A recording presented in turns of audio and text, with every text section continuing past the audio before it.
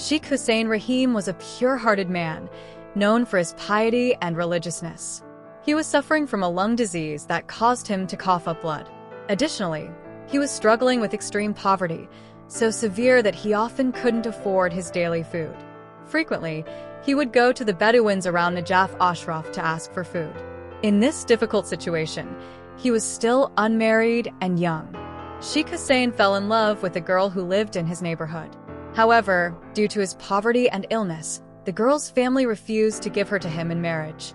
This caused him great distress and sorrow.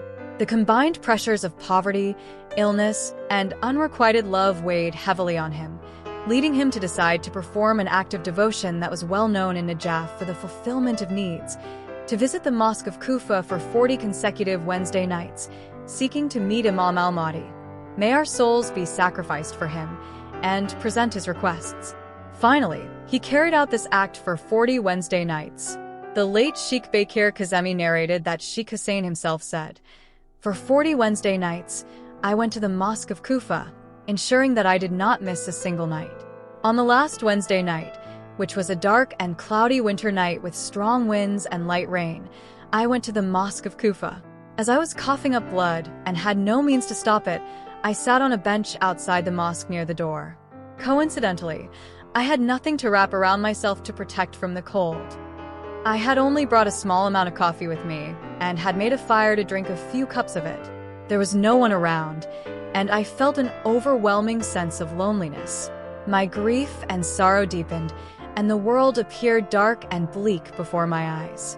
I said, 'Oh, Allah, for 40 Wednesday nights I have been coming here. I have neither seen anyone, nor has anything appeared to me, nor have my needs been fulfilled. I have endured all this hardship and suffering. How many nights have I come to this mosque with fear and trembling, holding on to hope, but nothing has happened.' Immersed in these thoughts, I decided to pour a cup of coffee and drink it when I saw an Arab man approaching me from the first gate of the mosque. When I saw him from a distance, I became upset. I thought to myself, this man is one of the Bedouins from the surrounding area of the mosque. He is coming to drink my coffee, leaving me without any in this dark night, and increasing my distress. After all, I had brought very little coffee with me. In any case, he reached me, greeted me, called me by my name, and sat down in front of me. I was surprised that he knew my name, as I had never seen him before. Then I thought to myself that maybe he was one of the people living around Najaf Ashraf, whom I would occasionally visit and stay with as a guest. So I asked him, "Which Arab tribe are you from?" He said, "I am from some of them." Then I inquired about each of the Arab tribes around Najaf Ashraf, asking, "Are you from that tribe?" He said, "No, I am not from them." I got angry, mocked him, and said, "You are from Tari Tari." This phrase had no particular meaning, and I said it out of annoyance. But he didn't get upset. He smiled and said, "There is no blame on you, no matter where I am from. Tell me, why have you come here?"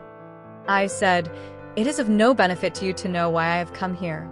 He replied, "What harm does it do to you to tell me why you have come here?" I was surprised by his good manners and pleasant conversation, and gradually, I began to like him.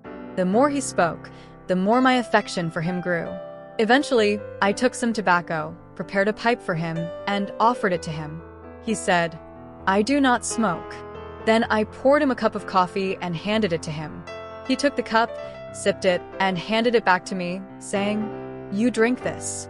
I took it and drank it, and immediately, my affection for him grew even more in my heart.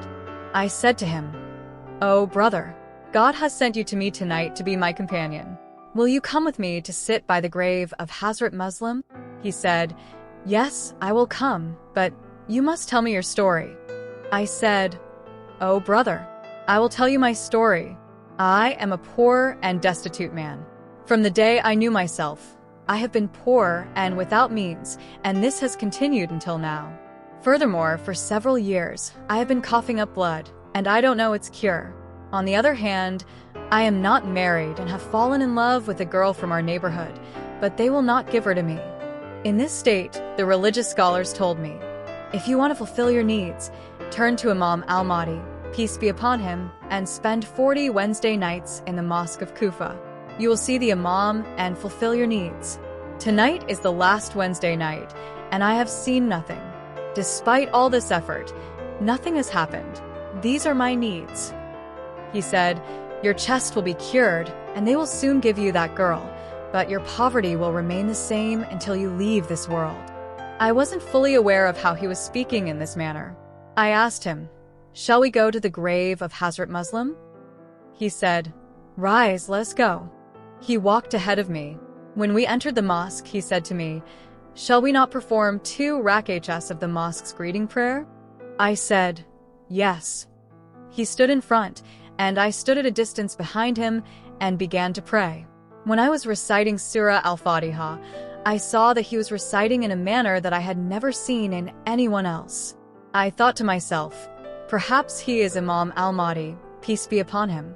He was in the midst of his prayer, but a great light surrounded him so that I could not see him, but I could hear his recitation, and my body was trembling. I wanted to stop my prayer, but out of fear and respect for him, I did not. Somehow, I managed to complete my prayer. After the prayer, I saw that the light ascended. I began to weep and asked his forgiveness for my rudeness outside the mosque, saying, "Oh my master, you promised me that we would go to the grave of Hazrat Muslim." As I was saying this, I saw that the light moved towards the grave of Hazrat Muslim. I followed him, and the light settled in the space under the dome of Hazrat Muslim.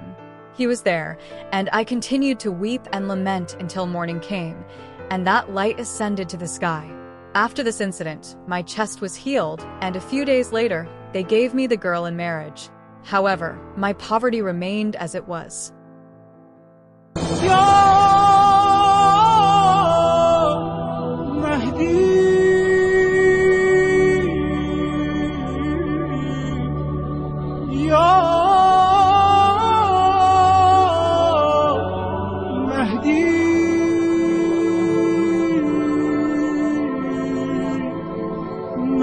Mahdi